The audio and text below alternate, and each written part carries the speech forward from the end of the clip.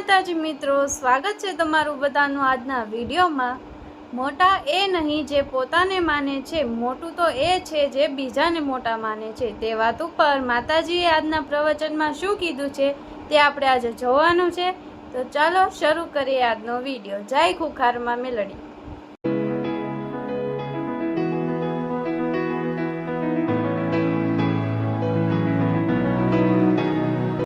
જય માતાજી।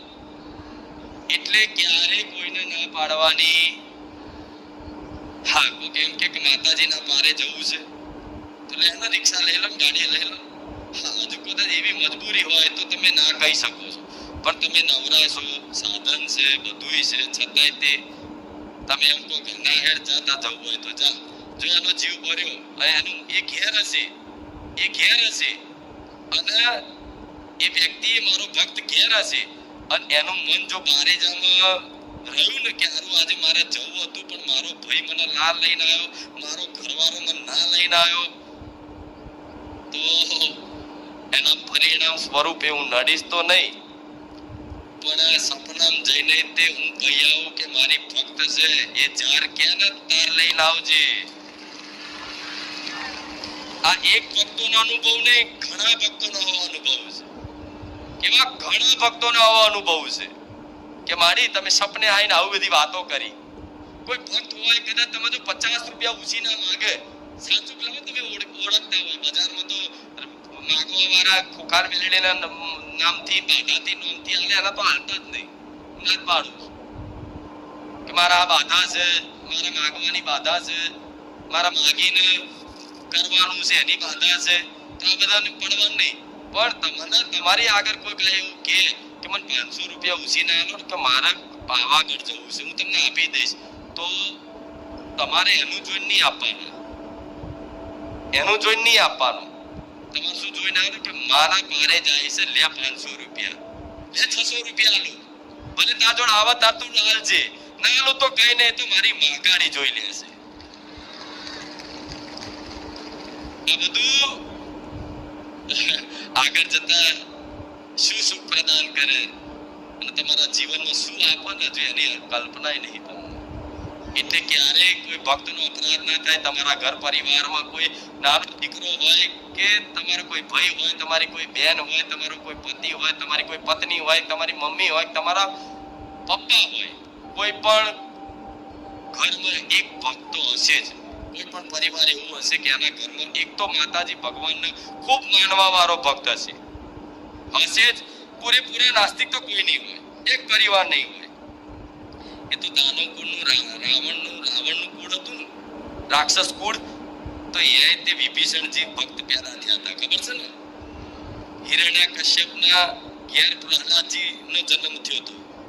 એટલે ભલે તમારા ઘરમાં કોઈ નાસ્તિક ભલે બધાય હશે, પણ એક તો હશે કે જે ભગવાન માતાજી પર ભલે એ મહાદેવને માનતો હોય, હનુમાનજીને માનતો હોય, પણ એના આરાધ્ય જે દેવ હશે ને એનો વિશ્વાસ કરી એને ખૂબ માનતો હશે।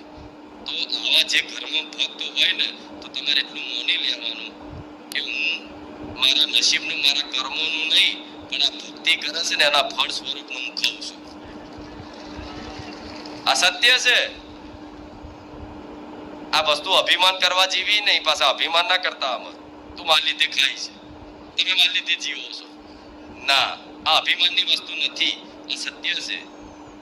એટલે તમારા પરિવારમાં એક ભક્ત છે, એક નાનો દીકરો તે રામ માડી રામ બોલતા શીખ્યો છો ને, તો બહુ મોટું તમે કાર્ય કરી લીધું, બહુ મોટું કાર્ય સિદ્ધ થઈ ગયું એવું માની લેજો। રામનું નામ બોલતો થઈ ગયો કે રામ રામ રામ રામ, ખાલી હાથ જોડતો થઈ ગયો છે, તમે બહુ મોટું કાર્ય કરી લીધું। આગળ જતા મને યાદ કરશે એક દાડો કે મારી ખરેખર વાતો તો સાંભળી હતી કે તું ના મળી તો અમારું શું થાત, પણ આજે ને 20 વર્ષે 10 વર્ષે તમને હું માતા યાદ આવીશ કે મારી ખુખાર મેલડી મને મળી હતી। અને આજે એની કૃપાથી આખું મારું પરિવાર નહીં, આખી મારી પેઢી ધન્ય થઈ ગઈ। રામ રામ। એટલે બધા ભક્તોનો આદર કરજો, બધાનો ભાવ સમજજો, કોઈની દિલ ના દુભાય, કોઈ સામાન્ય વ્યક્તિનું ના દુભાવવું જોઈએ તમારે વર્તનથી, વાણીથી, કર્મથી, પણ સામાન્ય વ્યક્તિનું દિલ દુભાશે તો ઠીક છે, એ કર્મનું ફળ જે થતો હશે એ હિસાબ મળી જશે. પણ એમાં જો કોઈ ભક્ત હશે, ભગવાન માતાજીનો ભક્ત હશે, એના જો ખાલી તમે ઊંચા અવાજથી બોલી નાખશો ને તો મારા જેવી ખુખારે મેરડી હશે ને સહન નહીં થાય. જાહેરમાં કહું છું, હું ડરાવતી નહીં. હું ધોળીને કહીશ હમણાં તો બધા બીશે, બહુ ખુખાર મેરડી આમ કરી નાખું, પણ ના હવે એવું માર નહીં કહેવું. બધા બીવો છે કા મારવા દેતી નહીં, મારવા વાળી નહીં, હું તારવા વાળી છું. હા પણ એ સહન ના થાય.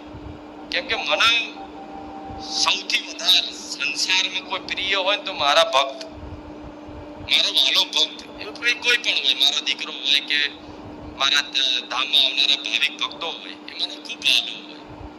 જો એને કોઈ અપરાધ કરે વાંક વગર અને એનું દિલ દુખાયું તમારા કોઈ શબ્દોથી, તો મારી મેલડીની લાલ આંખો એવી છે ને કે ખાલી આંખો બતાવું તો એ મોણ મરી જાય. રૂપ તો હોય જ ને, આ એક સૌમ્ય રૂપ છે, એક ખૂંખાર રૂપ છે, પણ ખૂંખાર રૂપથી તમારી આગળ નહીં આવતી. એટલે આ સંદેશો હું ડરાવતી નહીં, પણ કોઈ પણ ભગવાન હનુમાનજીનો ભગત હોય ને એનો અપરાધ નહીં લેવો. ઉપરથી કોઈ ભગત હોય તો એને નમસ્કાર કરવા, કે કોઈના હાથ જોડે નાના ના બની જવાય. જેવું નાના ના બની જાય એની ભક્તિને પ્રણામ કરવાના. તમને એવું લાગે કે માતાજીનો ખૂબ સાચો ભક્ત લાગે છે, એના ભાવ ભક્તિથી, એની સેવાથી, તો તમારા મનથી એમને પ્રણામ કરી લેવાના કે તમારી સેવાને, તમારી ભક્તિ સમર્પણને પ્રણામ છે મનથી. અને હાથ જોડી લેશો ને તો હાથ નમીન હેડવા વાળાને ભગવાને મોટા બનાવ્યા છે. જેવું નીચું ગાલીને હેડવા વાળાને ભગવાને સર ઊંચું રાખ્યું છે, અને સર ઊંચું કરીને હેડવા વાળાના 10 માથા હતા ને તો મારા રોમે ઉતાર લીધા છે. સાચું ખોટું? એટલે જીવનમાં નમ્રતા આવશે. જો વૃક્ષ હોય, વૃક્ષ ઝાડ, જેમ કે આંબો છે, આંબામાં હવે મોરા આવી ગયા છે, થોડા ચાલુ થઈ ગયા છે, સીઝન આવી. હવે ધીરે ધીરે 2-3 મહિનામાં જો આંબામાં કેરીઓ આવી જશે અને કેરીઓ મોટી થશે ને જ્યારે પાકવા જેવી થઈ જશે ને તો આંબો આખો ઝૂકી જશે. સમજ્યા? એટલે એ આંબો જો ફળ આપવા તૈયાર થઈ જાય ને ત્યારે ઝૂકી જાય છે. તે એ રીતે તમે જીવનમાં ભક્તિ કરશો અને એ ભક્તિ ફળ આપવા તૈયાર થશે એ દિવસે તમારી અંદર નમ્રતા આવી જાય. એ દિવસ માની લેજો કે હવે મારા ભક્તિનું ફળ પાકી ગયું ના. આ નિશાની છે. આંબા પર કેરીઓ આવવાથી, ફળ આવવાથી આંબો આપે રૂપે ઝૂકી જાય. તો તમે સાચી ભક્તિ કરો છો, અને તમારી ભક્તિ માતાજી સુધી, એના શરણ સુધી પહોંચે છે. એનું પ્રમાણ શું? પ્રમાણ તો હોવું જોઈએ કે માં તું મારી વાત સાંભળે છે કે નહીં, તું સાંભળતી હોય મને કઈક પ્રમાણ આપ. એવું નહીં કહેતા અમુક તો કે રોમ મેલું, હું ધારું છું દુનિયામાં માતાજી કઈ બતાવો તો હું માનું કે માતાજી હાચા. એવું પ્રમાણ નહીં કે માગતા. તે એવી ભક્તિનું પ્રમાણ શું હોય? કે ભક્તિનું પ્રમાણ એ છે કે તમારી અંદર નમ્રતા આવતી જાય. તમે નાના બનતા જાઓ. નમ્રતા એટલે નમ્રતા, એકદમ નાનો માણસ જા કેવો હોય, જો બધું હોવા છતાં એકદમ નાનો રહેતો હોય, એકદમ ગરીબ જેવો રહેતો હોય, એ જ્ઞાની હોવા છતાંય અબોધ રહેતો હોય, અજ્ઞાની રહેતો હોય, એના ભગવાન માતાજીની કૃપા ફળી એવું માનજો. હજુ ક્યાંક ને ક્યાંક તમને તમારી અંદર હજુ નમ્રતા આવી નથી. એ ભક્તિ કરવાથી, માનવ પ્રેમ પ્રાપ્ત કરવાથી આપે રૂપે તમને નમ્રતા આવશે. કોઈ બી તમારીથી ઉંમરમાં મોટું હશે, આ છે તે છે, એ પગે લાગે તમે લાગી લો. મતલબ આ બધું ઝૂકવું. ભગવાન ખુદ ધરતી પર અવતાર લઈ અને સાધુ સંતોના ચરણમાં ઝૂકતા હતા. ખુદ નારાયણ, ખુદ રામ.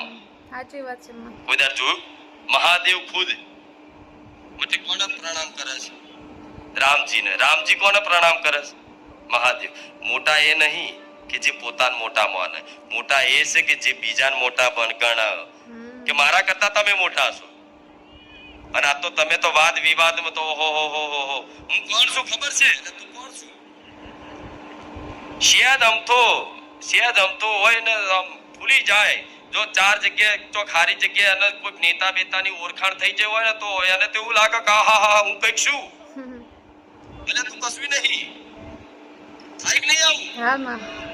કે તમાર તો અત્યારે કોઈ નેતાની કોઈની મોટા એવા માણસોની ઓળખાણ નહીં, જેમ કે તમે ગરીબ છો. શા ઓળખાણ બતાવો હેડો. શા ઓળખાણ કોઈ જોડે?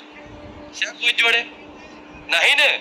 કેમ કે તમે ગરીબ છો, મતલબ મધ્યમ વર્ગના પૈસાવાળા હશો છતાંય તમે સામાન્ય જીવન જીવો છો, એટલે તમને આ બધી ઓળખાણમાં કોઈની જોડે એવી મોટા લોકો જોડે ઓળખાણ હોય નહીં. અને ઓળખાણ કોના બનાવવી પડે? જેને કંઈક આશા હોય કે અડધી રાતે કામમાં આવશે. હાચું ખોટું?